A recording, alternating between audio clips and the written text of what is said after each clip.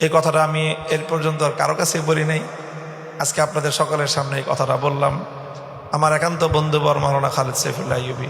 আমার সেই কারা জীবনে অনেক মানসিক যন্ত্রণাটা ছিল সবচেয়ে বেশি কষ্টকর আমার জন্য। তো আমার সেই কষ্টের সময়ে কারাগারের ভিতরে থেকে আমাকে সান্ত্বনার বাণী শুনিয়ে আমার হিম্মত সৎসাহস বৃদ্ধি করার ক্ষেত্রে জালিমের মোকাবেলায় অটল এবং অবিচল থাকার জন্য যাদের মাধ্যমে আমি অন্তরঙ্গ সাহচর্যের মাধ্যমে প্রেরণা পেয়েছি, কথা দিয়ে আমাকে উদ্বুদ্ধ এবং প্রেরণা জুগিয়েছেন, এই কথাটা আমি এর পর্যন্ত আর কারো কাছে বলি নাই। আজকে আপনাদের সকলের সামনে এই কথাটা বললাম।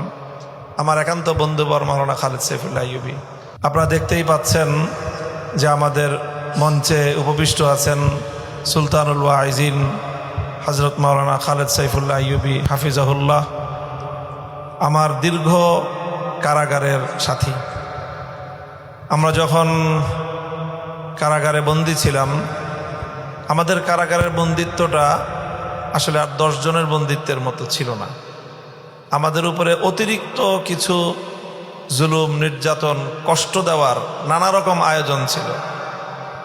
তার মধ্যে অন্যতম একটা আয়োজন ছিল বিভিন্ন জেলায় মামলা, এক কারাগার থেকে আরেক কারাগারে ট্রান্সফার হওয়া। এক একটা কারাগারে ট্রান্সফার হইলেই নতুন করে কিছু ঝামেলা পোহাইতে হয়। সেখানে সকালবেলা ঘুম থেকে ফজরের আগে উঠতে হয়, উঠে গিয়ে ওই হাঁটু গেড়ে টেবিলের সামনে বসে থাকতে হয় ঘন্টার পর ঘন্টা। সেখানে নাম রেজিস্ট্রি করাইতে হয়, সব ঠিকানা লেখাইতে হয়, উচ্চতা মাপতে হয়, নতুন করে আবার ছবি তুলতে হয়, বহুত কাহিনী। এগুলি করতে করতে সকাল 10টা 11টা পর্যন্ত বাজে। রাত গভীরে এসে কারাগারে পৌঁছলাম রাত 2টার সময়। আবার ফজরের আগের থেকে সকাল 10টা পর্যন্ত বসে বসে সব কাজ করতে হয়। 2 দিন পর পর এক কারাগার থেকে আরেক কারাগার, আরেক কারাগার থেকে আরেক কারাগার, নানা রকম উৎপাত যা বলা হয়, যাকে বলা যায় কষ্ট দেওয়ার মতো নানা রকম আয়োজন আমাদের সাথে ছিল। তো আলহামদুলিল্লাহ, আল্লাহ পাক আমাদের সেই কষ্টের দিনগুলোকে সবরের সাথে এবং আল্লাহর সাথে ভালোবাসার, মহাব্বতের সম্পর্ক বৃদ্ধি করার প্রচেষ্টার মধ্য দিয়ে আল্লাহ সুন্দরভাবেই আমাদেরকে কাটিয়েছেন। আমার সেই কারা জীবনে অনেক মানসিক যন্ত্রণাটা ছিল সবচেয়ে বেশি কষ্টকর আমার জন্য। তো আমার সেই কষ্টের সময়ে কারাগারের ভিতরে থেকে আমাকে সান্ত্বনার বাণী শুনিয়ে আমার হিম্মত সৎসাহস বৃদ্ধি করার ক্ষেত্রে জালিমের মোকাবেলায় অটল এবং অবিচল থাকার জন্য যাদের মাধ্যমে আমি অন্তরঙ্গ সাহচর্যের মাধ্যমে প্রেরণা পেয়েছি, কথা দিয়ে আমাকে উদ্বুদ্ধ এবং প্রেরণা জুগিয়েছেন, এই কথাটা আমি এর পর্যন্ত আর কারো কাছে বলি নাই। আজকে আপনাদের সকলের সামনে এই কথাটা বললাম।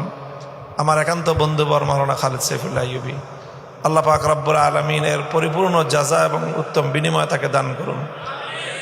তিনি ভিতরে শুধু নিজে জেল খাটছেন তাই নয়, উনি ওই সময়টায় মারাত্মক অসুস্থ ছিলেন। ওনার হাত এর আগে অ্যাক্সিডেন্ট করে 2বার এক হাত ভাঙছে। 2বার হাত ভাঙ্গা, সেই ভাঙ্গা হাত নিয়ে জেল খাটা, অসুস্থ অবস্থা জেল খাটা অনেক কঠিন, অনেক কাজ নিজের করতে হয়।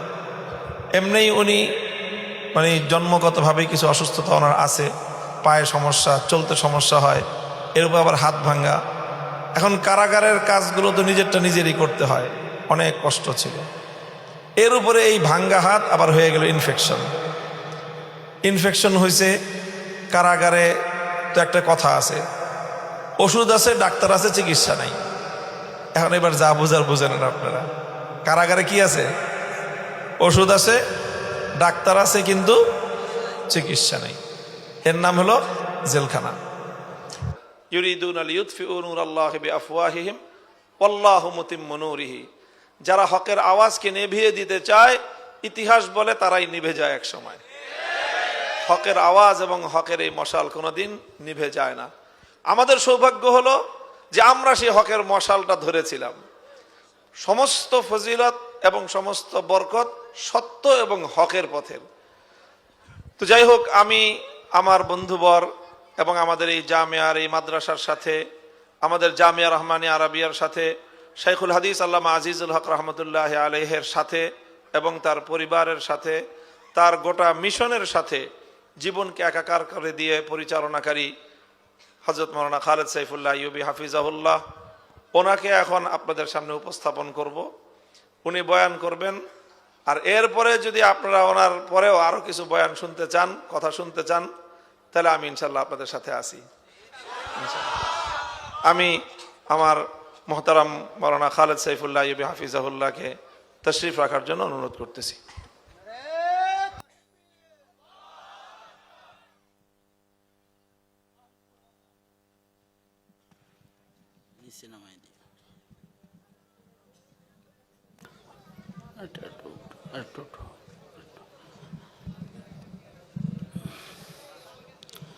السلام عليكم ورحمة الله وبركاته. الحمد لله وكفى وسلام على عباده من الشيطان الرجيم. بسم الله الرحمن الرحيم. والذين يقولون ربنا هب لنا من أزواجنا وذرياتنا قرة أعين وجعلنا للمتقين إماما. وقال النبي صلى الله عليه وسلم كونوا من أبناء الآخرة ولا تكونوا من أبناء الدنيا أو كما قال عليه الصلاة والسلام. اللهم صل على محمد وعلى آل محمد كما صليت على إبراهيم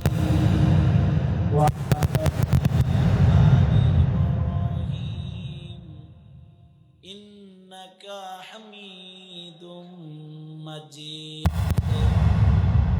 اللهم بارك على محمد وعلى آل محمد كما باركت على إبراهيم وعلى آل إبراهيم إنك حميد مجيد.